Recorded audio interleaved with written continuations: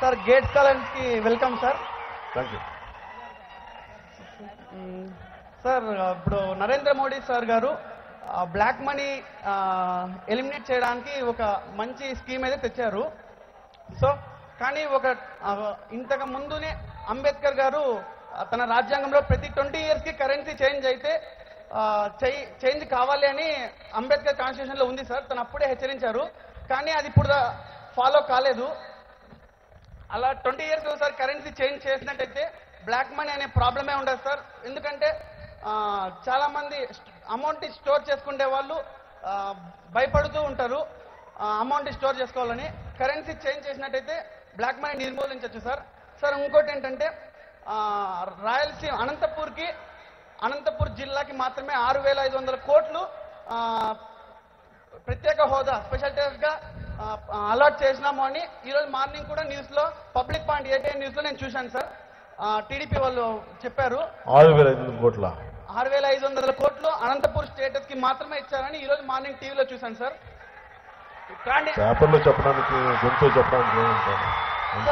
దానికి ప్రూఫ్ ఏంటంటే మా correspondent sir Sudheer Reddy sir గారు ఈరోజు మార్నింగ్ ABN న్యూస్ లో పబ్లిక్ పాయింట్ లో లైవ్ టెలికాస్ట్ చేశారు సార్. మేము చూసాము, మా సార్ కూడా దీనికి వ్యతిరేకంగా ప్రశ్నించారు. అంత స్పెషల్ స్టేటస్ అంత అలాట్ చేసినప్పటికీ కూడా మన అనంతపూర్ జిల్లాని కరువు జిల్లాగా ప్రకటించారు.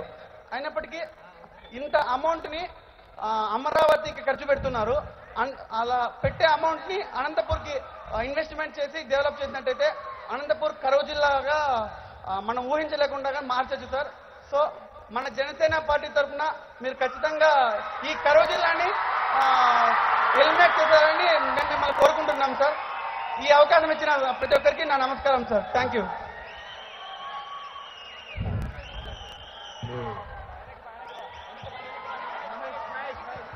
ఆయన బ్లాక్ మనీ విషయం ఇవన్నీ ఓట్లు కొనుక్కునే స్థాయికి డబ్బులు పంచడం వల్ల ఓట్లు కొనుక్కునే స్థాయికి మనం వెళ్ళిపోయి ఈ సమస్యలన్నీ ఉన్నప్పుడు బ్లాక్ మనీని అంటే అన్అకౌంటెడ్ మనీని బయటికి తీసుకురావాల్సిన అవసరం ఉంది. అది చాలా మంచి పని, నేను నమ్ముతాను. కానీ తీసుకొచ్చే విధానంలో చాలామంది ఇబ్బందులు పడవచ్చు. ఎందుకంటే మనకి ట్యాక్సులు కట్టాలంటే మనందరికీ ఇబ్బంది. దానికి కారణం కూడా ఏంటంటే మనకి కష్టపడి డబ్బులు సంపాదిస్తే తిరిగి గవర్నమెంట్ మన దగ్గర నుంచి ట్యాక్సులు తీసుకొని ఆ ట్యాక్సులు తగ్గట్టుగా మనందరికీ సరైన వసతులు ఇవ్వాలి. అది కల్పించినప్పుడు జనరల్ ఎవరికి ట్యాక్సులు పే చేయడానికి ఉండదు. ఒక సగటు భారతీయుడు ట్యాక్సులు కట్టకపోవడానికి ముఖ్య కారణం ఆయన డబ్బు కట్టి ప్రయోజనం ఏంటి, ఎవరో రాజకీయ నాయకులతో తినేస్తారు, వాళ్ళ జేబులోకి వెళ్ళిపోతాయని చెప్పి ట్యాక్సులు కట్టరు. అసలు ప్రక్షాళన జరగాల్సింది రాజకీయ నాయకుల్లో ప్రక్షాళన జరగాలి. అలా దోపిడీ చేసే రాజకీయ నాయకుల మీద యుద్ధం చేయాలి, అక్కడి నుంచి రావాలి. అలాగే అనంతపురం జిల్లాకి 6,500 కోట్లు ఇవన్నీ మాట్లాడతారు. కోట్లు పేపర్లో చాలా బాగుంటాయి, బయటికి కనిపించవు. అవన్నీ అనౌన్స్ చేయడానికి ఏముంది? మీకు 10,000 కోట్లు ఇస్తానంటే ఎక్కడ 10,000 కోట్లు ఎక్కడుంటాయి? అవి ఎవరికి తెలియదు. అవి ఉన్నాయని చెప్తారు. నేను మీటింగ్లో చెప్పాను, ఫైనాన్స్ మినిస్టర్ గారేమో 2,03,000 కోట్లు అంటారు, వెంకయ్యనాయుడు గారేమో 2,25,000 కోట్లు అంటారు. ఏముంది?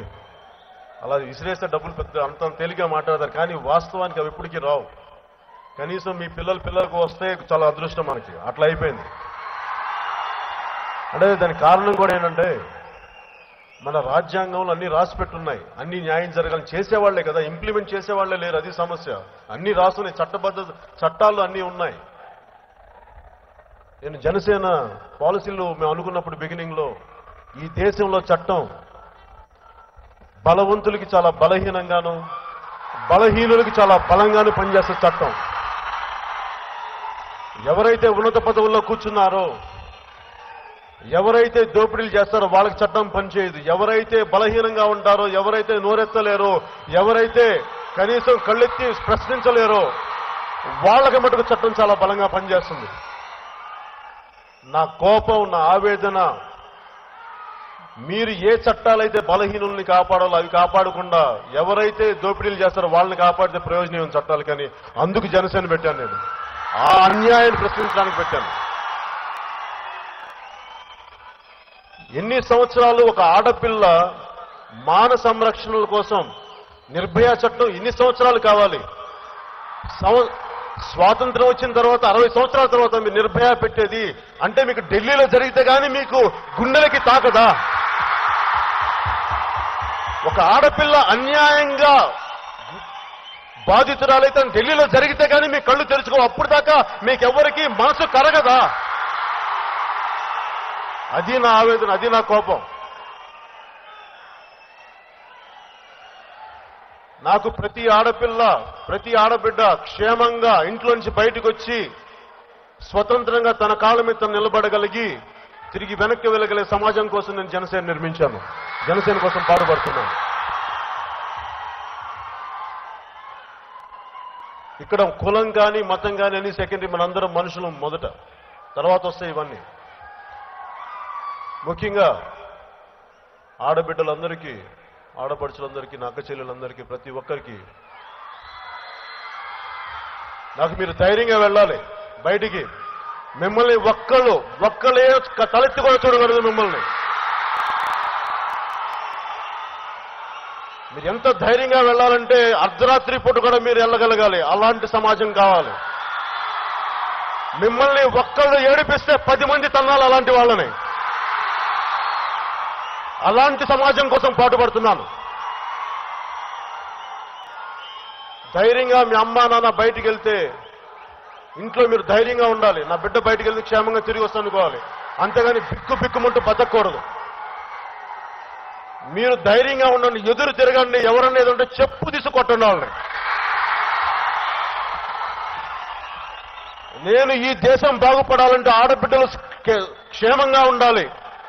మీరు ధైర్యంగా ఉంటేనే మీరే సమాజాన్ని మార్చగలరు. మీరు ధైర్యంగా ఉంటే